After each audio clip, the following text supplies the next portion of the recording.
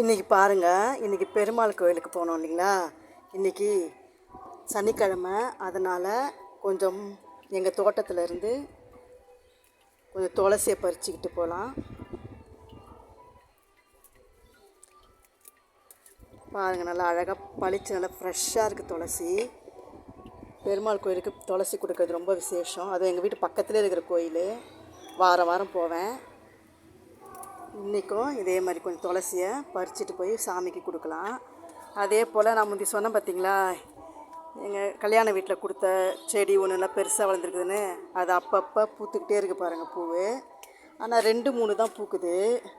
இருந்தாலும் பரவாயில்ல, பறிச்சிக்கலாம். அது பார்த்திங்களா, 3 பூ இன்றைக்கி பூத்துருக்குது. இது மட்டும் இல்லாமல் நேற்று திரும்ப ஒரு கல்யாணத்துக்கு போனோம் பாருங்கள். அங்கே திரும்பவும் ஒரு பூ 2 செடி கொடுத்தாங்க. ஒரு செடி தான் கொடுப்பாங்க. ஆனால் நான் இன்னொன்று வாங்கின்னு வந்துட்டேன். ஆசை யாருங்க விட்டுது. நன்றிம்மா.